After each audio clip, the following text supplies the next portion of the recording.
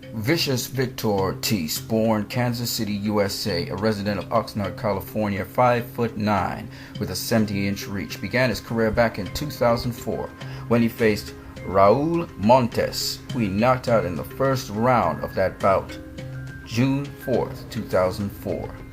He went on a knockout tear, even knocking out Corey Alarcon, June 3rd, 2005. But because he hit him after he was down, he was disqualified, and that was his first loss. Vicious Victor Ortiz, he would be knocking out just about everyone except for a gentleman named Marvin Cordova Jr. But everyone else, he either knocked down or knocked out in his fights. He would go on to win the vacant WBO NABO super lightweight title. He would go on to defend it a couple times and then unify with the USBA super lightweight title back in 2009. His first contention for the interim WBA World Super Lightweight title came against Marcos El Chino Maidana, June 27, 2009. In that fight, which was a barn burner, Marcos Maidana went down once in round 1 and twice in round 2. Vicious Victor Ortiz went down in round 1 as well, but then he went down in the 6th round and the bout had to be stopped because of a cut over his eye and also some bad bruising on his neck side. It was such a memorable bout that people talk about it to this day.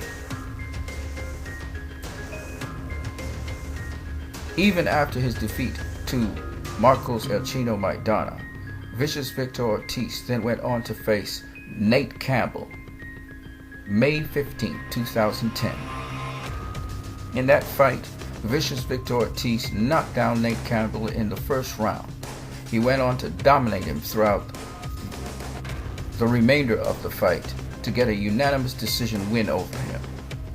He went on to KO Vivian Harris in the next fight, and then December 11, 2010, he faced Lamont Peterson.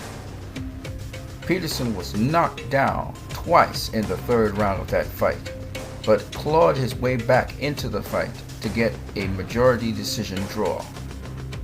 Mandalay Bay, Las Vegas, Nevada.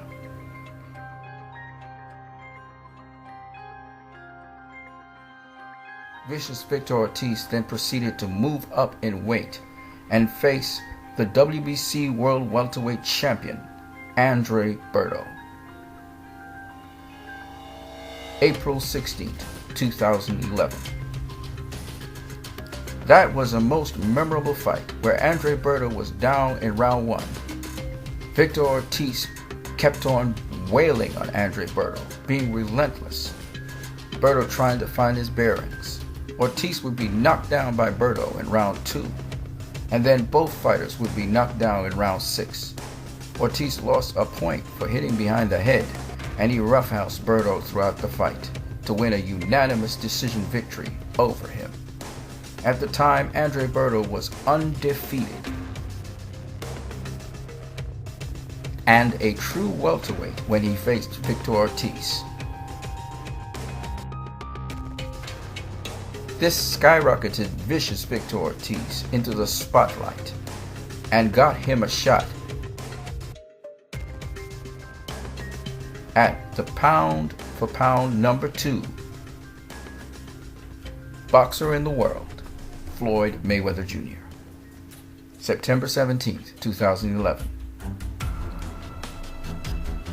The fight went on as Vicious Victor Ortiz brought the fight to Floyd Mayweather, but it soon turned as in round 3 Floyd Mayweather started landing shots and walking down Victor Ortiz.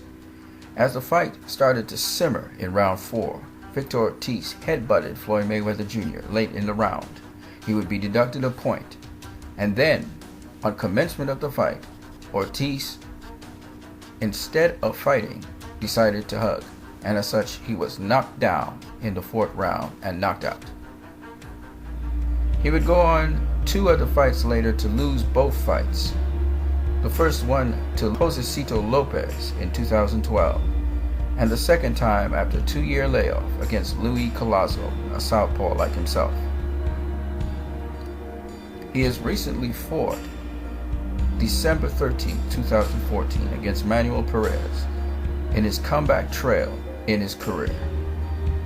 What lays in store for Vicious Victor Ortiz? Tremendous southpaw with great power in his lead hand, known for his right hook. We will see what the future holds for vicious Victor Ortiz. You guys have a great one.